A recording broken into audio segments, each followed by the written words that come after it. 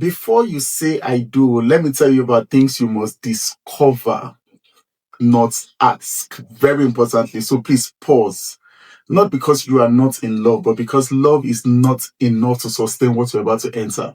Marriage does not reward emotions, it reveals structure. And most people don't fail in marriage because they chose wrong. No, they fail because they refuse to see clearly when it mattered most. So this is not a message about romance. This is a message about discernment. Because the truth is, the version of your partner you're celebrating now is not the full version you will live with later. Don't ask, discover. Stop asking people questions expecting truth. People are most impressive when they are being watched. Think about this. They say the right things, give the right answers, sound emotionally intelligent, but life is not lived in conversations, it is lived in patterns. Anybody can perform under pressure, but only consistency reveals identity. So if you rely on what they say, you will marry a version of them that doesn't exist. By their fruits, the Bible says you will know them. That's in Matthew chapter 7, verse 16. So fruits are not words. Fruits are repeated outcomes. Don't ask who they are. Watch who they keep being and what they are becoming. Past relationships. Let's talk about that. Patterns don't lie. People do. Be careful of people who only tell stories where they are always the victim. Listen carefully. He was toxic. She didn't understand me. They were the problem. Maybe, but what was their role? What was your role? Growth takes ownership. Immaturity rewrites history. So if someone has gone through multiple relationships but has no evidence of self-reflection, you are not entering something new. You are stepping into a cycle. As a dog returns to his vomit, people repeat what they refuse to confront. So don't just hear their past. Discern if they've outgrown it. Family and relationship. Respect is not selective, it is structural. Watch how they treat the people they cannot gain from. Parents, siblings, authority figures. Because familiarity reveals the real person. Anyone can respect you during courtship. You are still a goal at that stage. But the way they treat family is how they behave when effort is no longer required. So if dishonor exists in family, it has not disappeared. It is just being delayed. Honor your father and your mother. The Bible can never be broken. So if they struggle with honor, they will struggle with marriage. And beyond parents, watch how they treat their siblings. Because that's where familiarity resides. Because marriage requires continuous honor, not emotional convenience. Let's talk about work versus home. What wins their time now will compete with you later. Can I take that again? Whatever wins their time today will compete with you later. Everyone talks about balance until something has to give. So don't listen to what they claim. Watch what consistently wins. Work over rest, friends over family, hustle over presence, their mobile devices over real conversations. Priorities are not declared, they are demonstrated. So if everything else comes before emotional presence now, marriage will not magically reorder their life. The Bible says that where your treasure is, there your heart will be. There is no denying that. You will not become a priority by marriage. You will inherit your current position permanently. So who knows? Maybe you are the heir of something damaging in future. Say God forbid. Let's talk about habits and routines.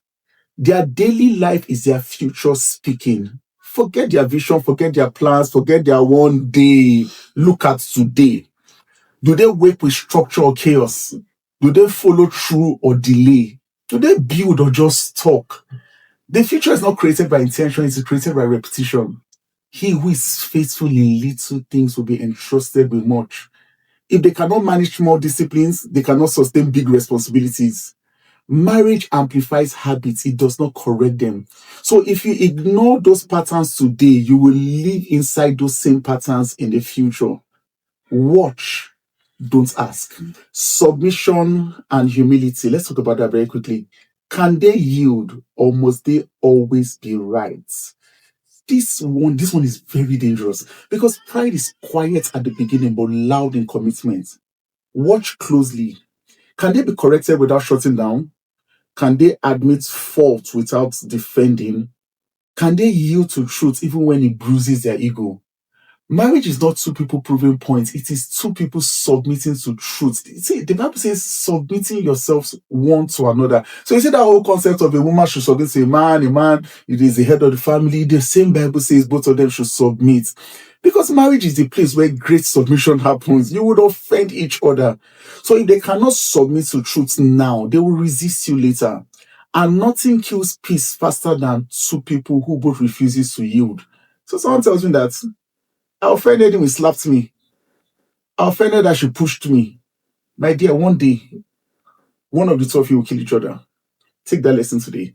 Finances. Haha, this is a very big one. Money reveals what character hides. Money is not just currency, it is a magnifier. It reveals discipline, self-control, priorities, honesty. So watch this very carefully. Do they spend emotionally? Do they save intentionally? Do they avoid responsibility financially? Are they throwing lavish things at you on your birthday? Be very careful. Financial chaos is not solved by love, it is exposed by responsibility. The Bible says that the borrower is servant to the lender. So if money is mismanaged now, peace will be disrupted later. Because in marriage, money is not personal anymore, it becomes structural. There's you, there are the kids, there's family, there's vision, there's projects. It's a lot about your marriage. So you got to pay attention to these things. It's not asking them how much money they have in the bank account. It's possible that he or she could have a whole lot more beyond what they've currently told you. It's about understanding what it is that is preventing them from having much more or not even having at all. Friends, their cycle is their confession. Let's take that again. Their cycle is their confession. People don't just have friends, they have reflections. Look closely. What do their friends normalize? What do their friends laugh about? What do they tolerate?